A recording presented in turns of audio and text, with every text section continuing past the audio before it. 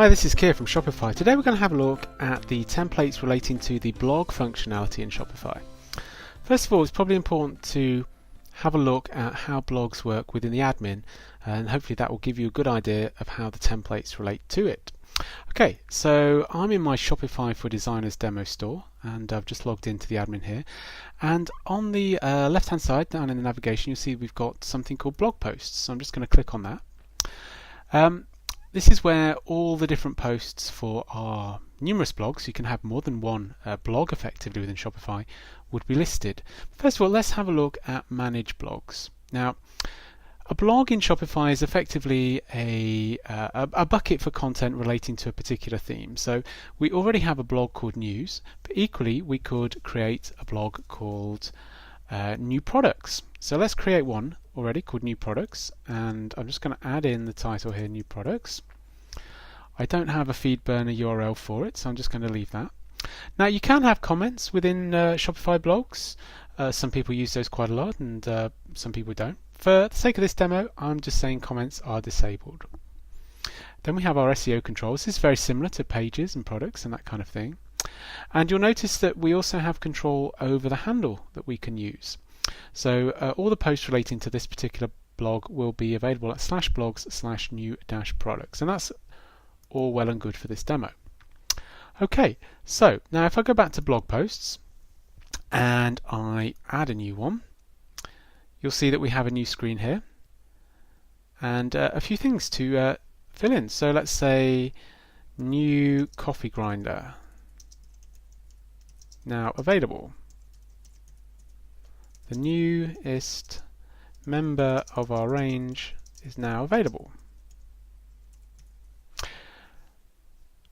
Okay, so we can add an excerpt if we wanted to as well. This is just another option for pulling out a short piece of information within our templates, but we'll leave that blank for the moment.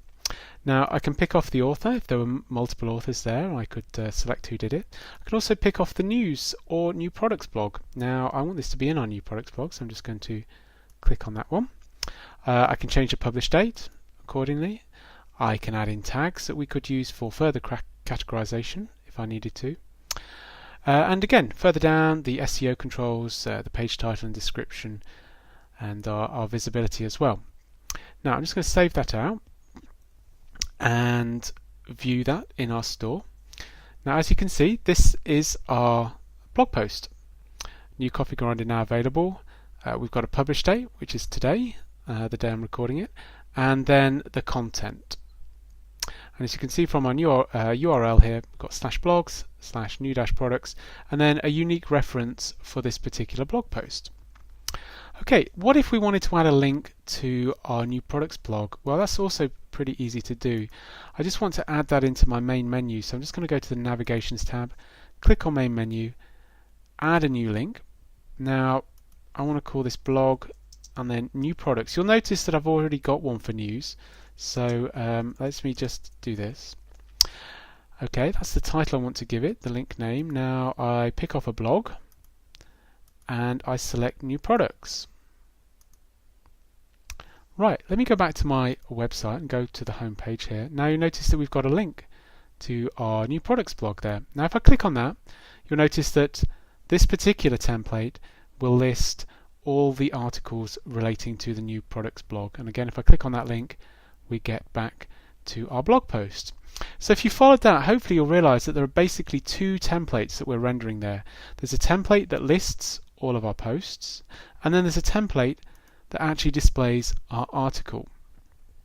Okay, let's go back to the text editor and have a look at which templates we have to play with. So I'm just going to open up my theme and open up the templates folder.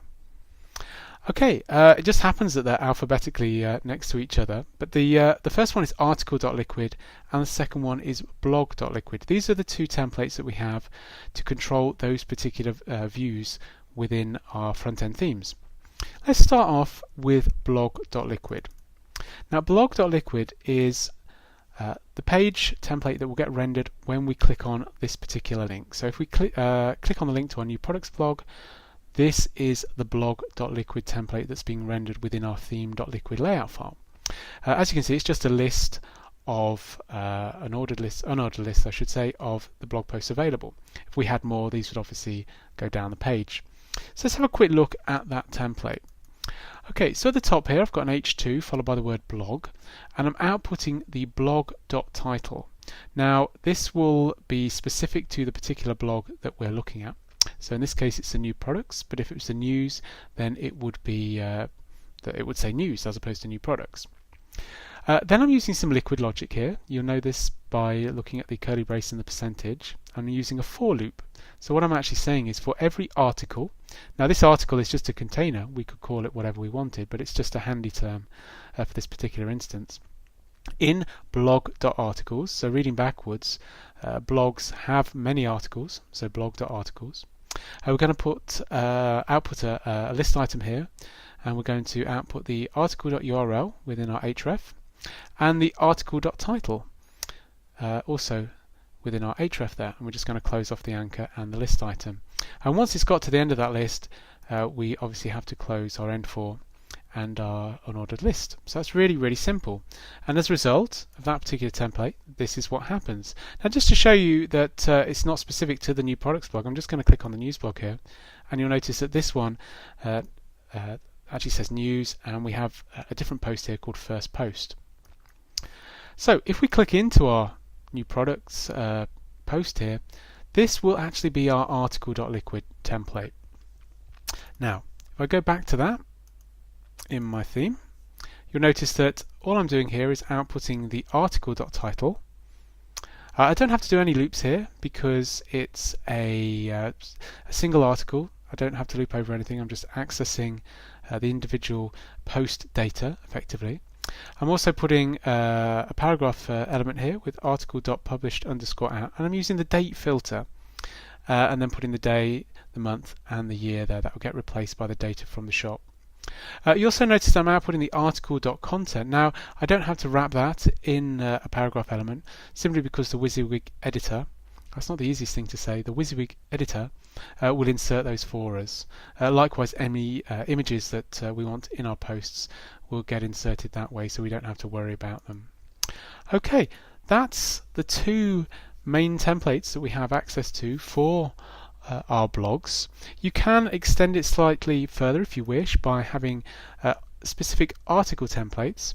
And again, if you've watched the page.liquid tutorial, then you'll notice that this will be really, really similar way of doing things. All I'm going to do now is just create a new file. I'm going to copy in the markup that we have for our article.liquid page and paste that in. But I'm actually just going to put in the word video at the beginning.